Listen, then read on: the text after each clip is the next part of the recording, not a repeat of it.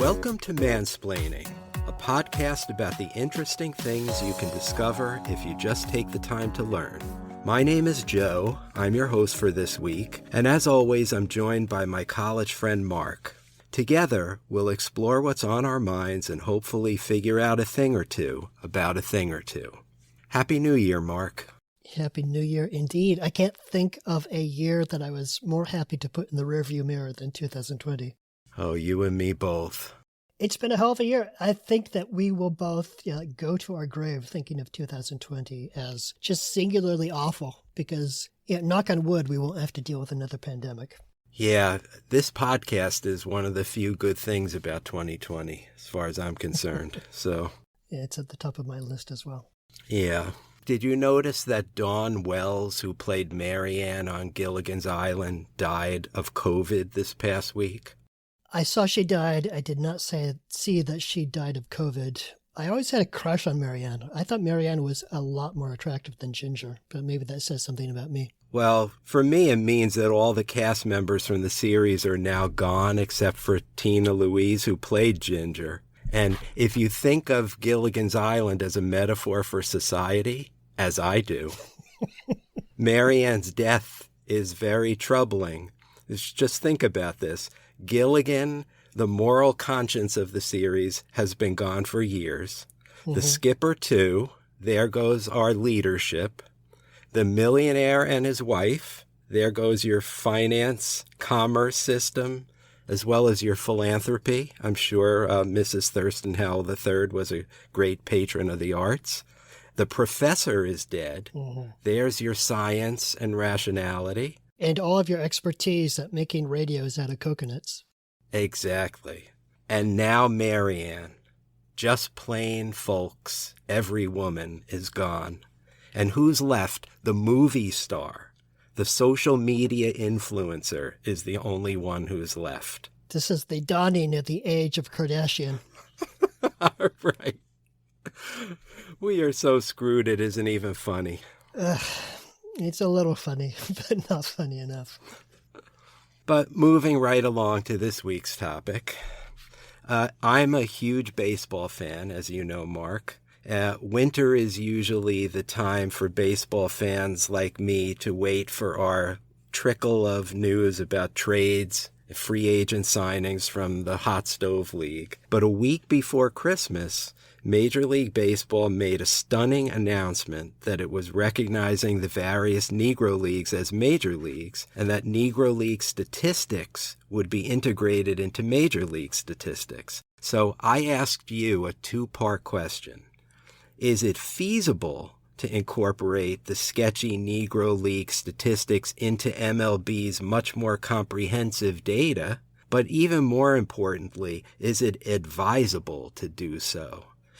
In other words, is this the best way to honor the hundreds of Negro Leaguers who were denied a chance to play in the majors?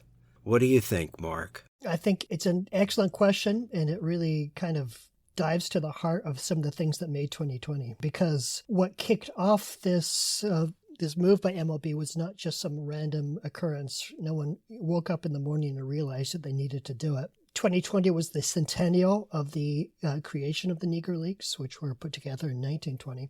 And also 2020 was, of course, the year when George Floyd was killed by police in Minneapolis and kicked off the Black Lives Matter protests that forced so many of us to take a real hard look about how we viewed racism and race within our own lives and within the nation. So of the two questions, let's deal with the feasibility question first. There's been a lot of research lately to recover reputable reports from Negro League games. Okay. And when we say Negro Leagues, we actually mean 7 different leagues that operated during the years 1920 to 1948, and which involved the careers of 3,400 players. There was the Negro National League, which was in operation from 1920 to 1931. The Eastern Colored League from 1923 to 28, the American Negro League, which operated in 29, the East-West League, which was in operation in 32, the Negro Southern League, also operation in 32, the Second Negro National League from 33 to 48, and the Negro American League from 37 to 48. And actually, some of those leagues continued into 1950 or even later, but starting in 47, the Major League Baseball color line was broken, and most of the really good players left for the better pay and working conditions of MLB. And so the decision to cut off after 48 means that, for instance, the one season that Hank Aaron played in the Negro Leagues in 52 will not add to his lifetime stats, on the grounds that the talent in the Negro Leagues by that point had become so watered down that his stats are not meaningful. And I think Willie Mays also played one season in the Negro Leagues. Yeah, Willie Mays played one season when he was 17 years old and still finishing high school. So this historical work is ongoing, but more than 75% of game stats have been recovered from newspaper records. There are still missing pieces. Like you say, Willie Mays did play for the 1 year, and there's a newspaper report that says he hit a home run, but the home run has not shown up in a box score. So even though that was prior to 1948, it is so far not going to be added to his total. So if you go to seamheads.com, you can run searches on the data yourself, and it's really a fascinating database. And the quality of the data means that it is in fact feasible to migrate these statistics over to where MLB historical stats are kept and merge the two records. And doing so would add a few records to the book, many of which will belong to the catcher by the name of Josh Gibson.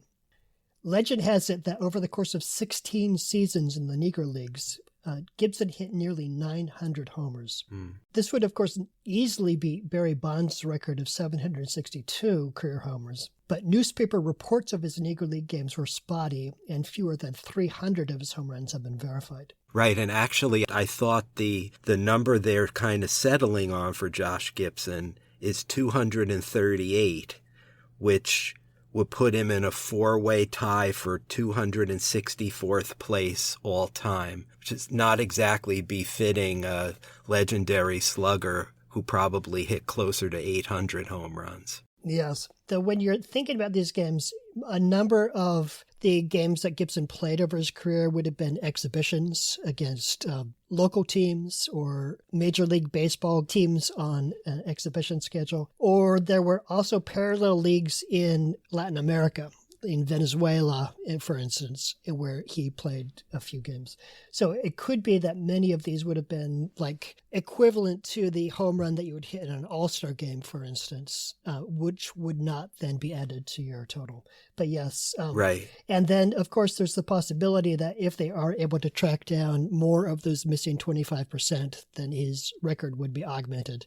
But right now, he is sitting somewhere in the 200s. Right. Point well taken. But I think the reason I brought this discrepancy with Josh Gibson is because he's such a legendary figure in the Negro Leagues. You know, not only is he reputed to have hit 800 home runs or more, but he also is supposedly the only person who hit a fair ball out of Yankee Stadium, the old Yankee Stadium, which was cavernous. And that's just such an unbelievable feat. I mean, Mickey Mantle is the only major leaguer who came close to hitting a ball out of the old Yankee Stadium. And so I think for a player of Josh Gibson's stature to kind of parachute him into the major league record books with 238 homers or whatever number they settle on, because that's all they could find in the historical records, it diminishes him as a player. It doesn't elevate his stature to that of mythic Hall of Famer like Mickey Mantle. It diminishes him, don't you think? Well, you could argue that it diminishes him as a power hitter, but power was not the only element of Gibson's game, because he could be the new owner of the record for batting average over a single season, since he hit 441 in 1943. That would supplant Hugh Duffy, who hit 440 in 1894. And this would also steal Ted Williams' crown as the player who most recently hit 400 for a season. Williams did it in 41, though R.D. Wilson also did it in an abbreviated Negro League season in 48, so it's still to be determined which of these seasons that they would crown.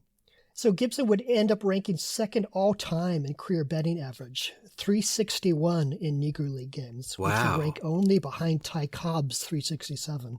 And he'd also be in the top 5 in on-base percentage. So yeah, he could get knocked down just as a pure power hitter, but as an overall hitter, as a hitter in the mold of Babe Ruth, for instance, he could actually be elevated in people's perception.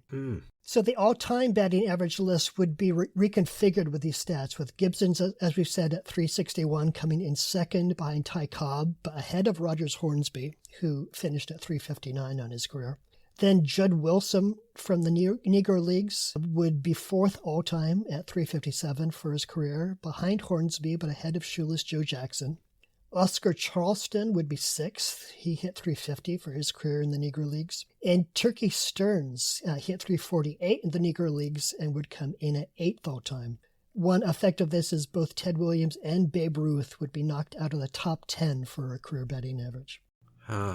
So what I hear you saying is that the addition of these Negro League stats doesn't necessarily, even though they're incomplete, it doesn't necessarily mean that the player is going to be devalued in the record book. No. And, that's important. In case our listeners aren't baseball fans, for baseball fans, the numbers are sacrosanct. You are your numbers in many respects. So if your numbers are incomplete, the question is whether that's an adequate representation of you. Because people are going to remember that 361 for Josh Gibson.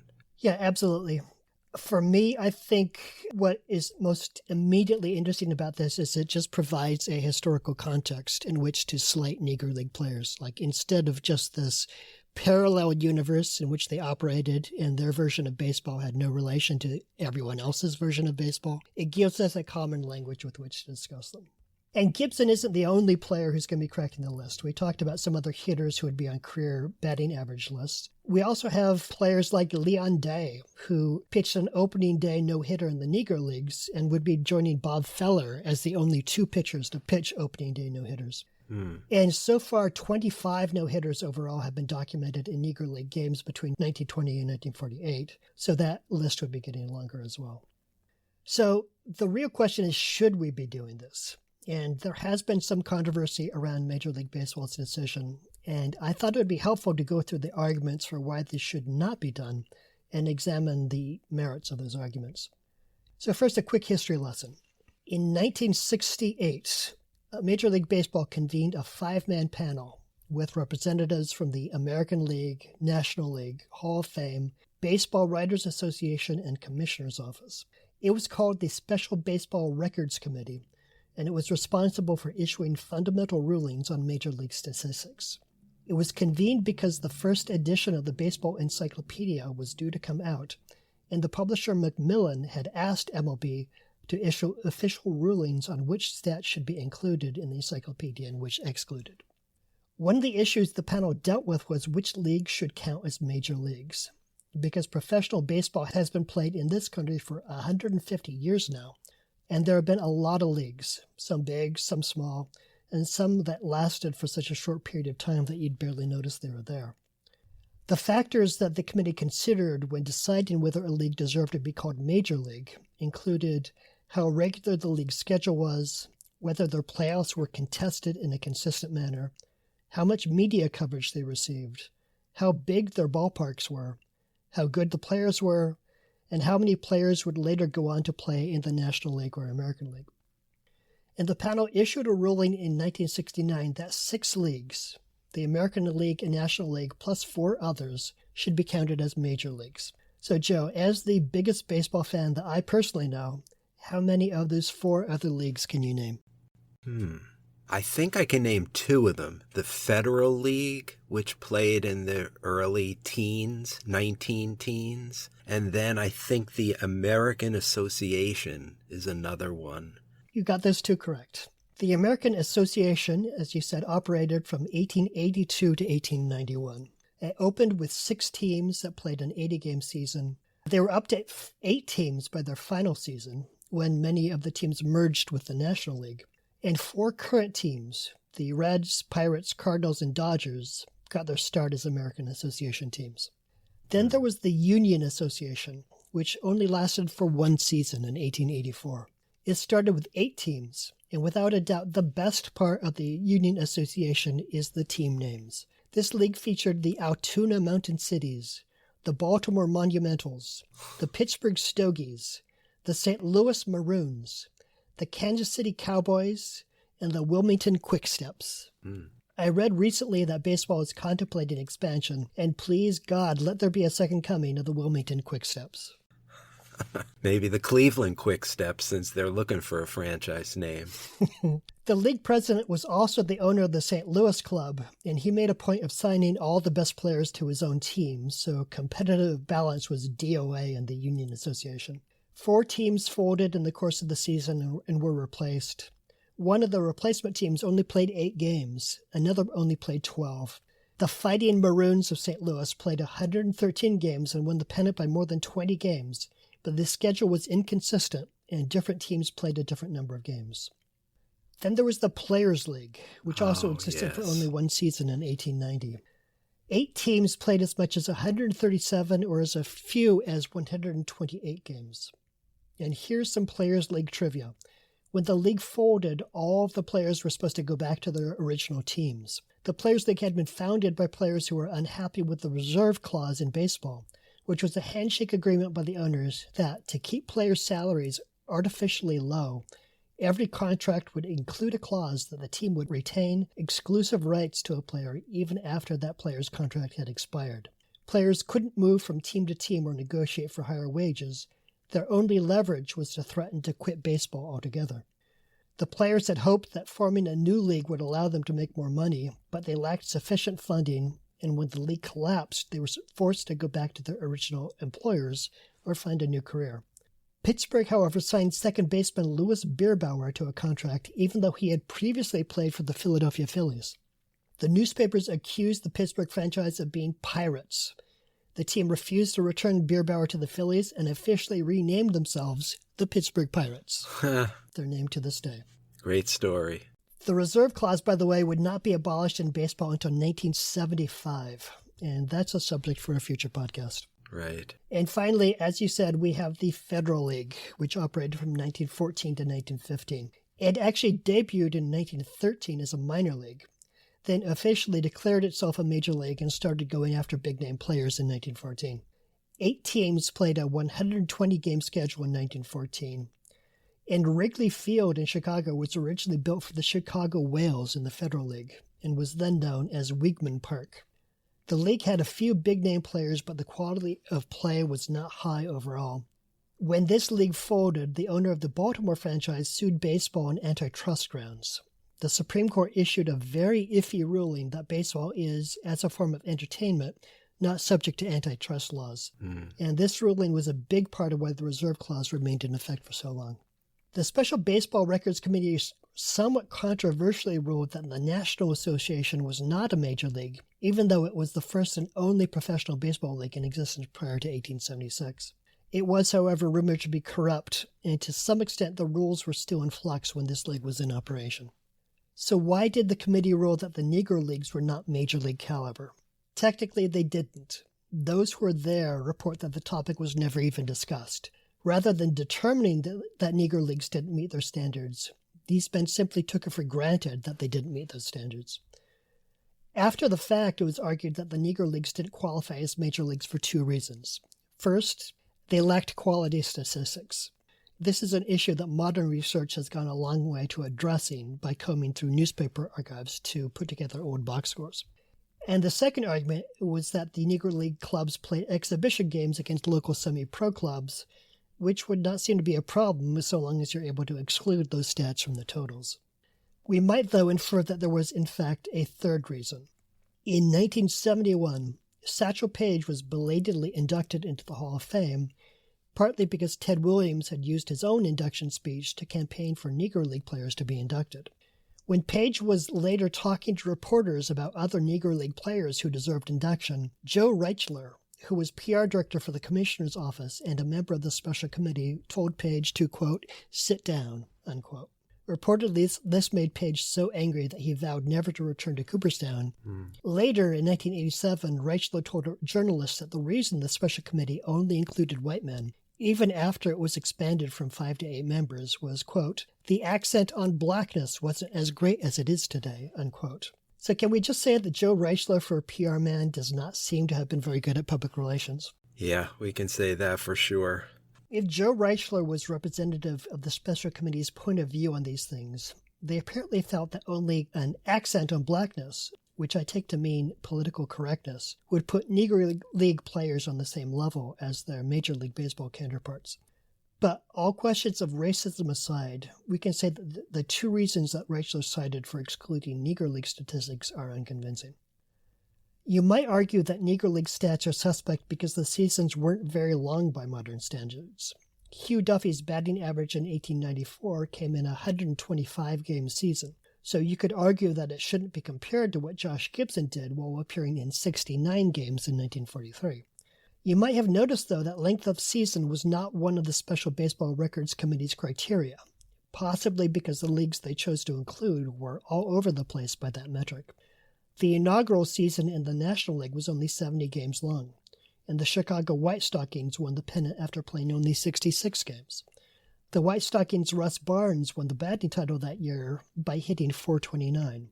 Those stats are part of Major League Baseball's historical record, no asterisk applied. So when Gibson hit .441 over a 69-game season, that performance would presumably have the same legitimacy as Barnes. The modern standard is that a player must average 3.1 plate appearances for every game his team plays to qualify for a record. And by that standard, Gibson's all-time record qualifies. This is interesting because it also addresses what happened this last season in 2020. There are a lot of people bad-mouthing the season that just passed and saying it isn't legitimate and the Los Angeles Dodgers are not actual champions because of the 60-game season. But you've just pointed out that there is ample historical precedent for shorter seasons and as short as 60 games, in fact. Yeah, absolutely. There's nothing carved in stone that says only 162 games makes a season or a set of statistics significant. So the second argument for exclusion is that Negro League stats don't compare meaningfully to Major League stats because the level of competition was lower. I want to pick up on one of your points about exhibition games because that's something I was particularly curious about. I know that a lot of Negro League players barnstormed and played exhibition games against local semi-pro teams and even college teams, I believe, and that they were active nearly year-round because this was their sole source of income. But at least some of those exhibition games were against teams of Major League white players, including some of the greatest stars in the Major Leagues, like Lou Gehrig and Babe Ruth and Bob Feller. This seems to me the closest thing to an apples-to-apples comparison. They won the majority of those contests. Over the course of 617 head-to-head exhibition contests, Negro League teams won 315 games, lost 282, and tied 20. By comparison, between 1900 and 1950, MLB teams played over 2,000 exhibition games against minor league teams and won nearly 1,700 of them. So evidently, Negro League teams were quite a bit better than minor league squads. And when Negro League players entered MLB, they immediately played at a high level. Jackie Robinson was Rookie of the Year in '47, winning MVP 2 seasons later when he hit .342. Larry Doby hit over .300 in '48, his first full season in the majors. Satchel Paige was 41 years old during his rookie season in 1948, but he still won 6 of 7 starts for the Indians. So Negro League players transitioned pretty seamlessly to Major League play, something that would have been unlikely if they'd been adjusting to a much higher level of play.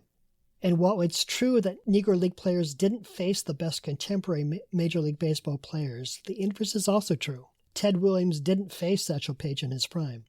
We can only imagine the number of Major League Baseball all-time greats whose stats would look just a little bit worse today if they'd had to face off regularly against the best of the Negro Leagues.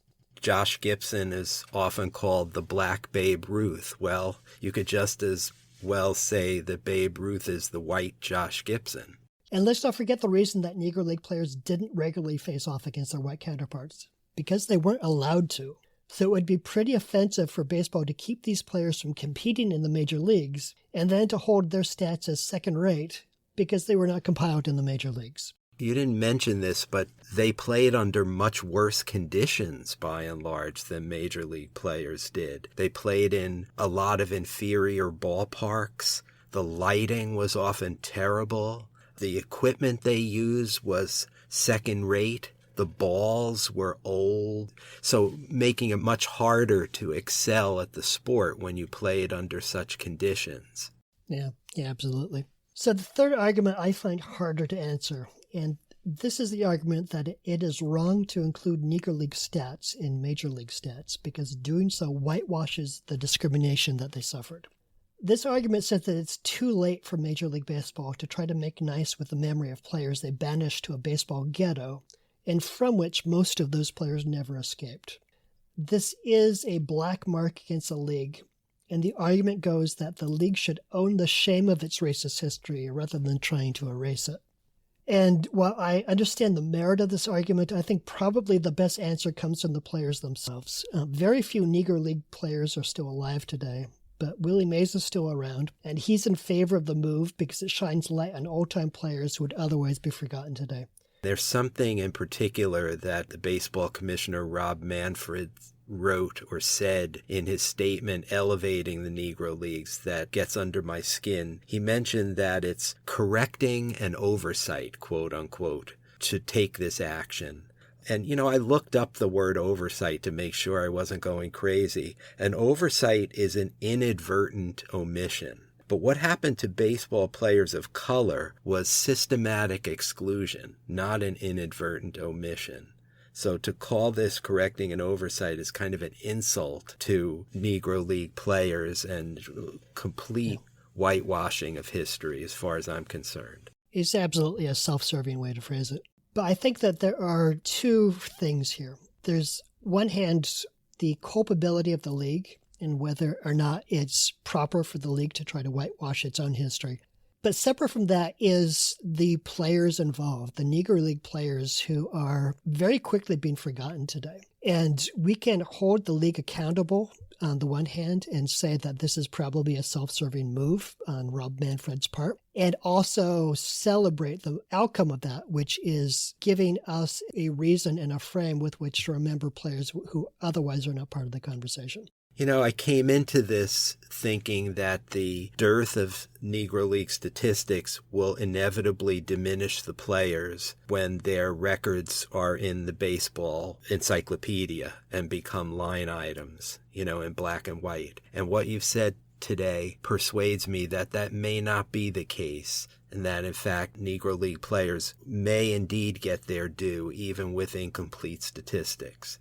Yeah, it brings the record of over 3,000 Negro League players into a place where people who are passionately dedicated to baseball will see their names and consider the mark that they left on the history of baseball. And we'll have to see how good a job the Elias Sports Bureau and Seamheads.com does with excavating all those missing, incomplete historical records. But I guess I'm open to an idea that we should maintain the classification of the Negro Leagues as major leagues, but perhaps not combine the statistics just because of all the fraught issues we talked about. Well, I'm not sure about that, and let me tell you why. Ultimately, in baseball, stats are the way we talk about history. Baseball, as we both know, is obsessed with its stats like no other sport. I'm a lifelong football fan, but I could not tell you who owns the record for most rushing yards gained in a season, and I certainly couldn't tell you what that yardage total is.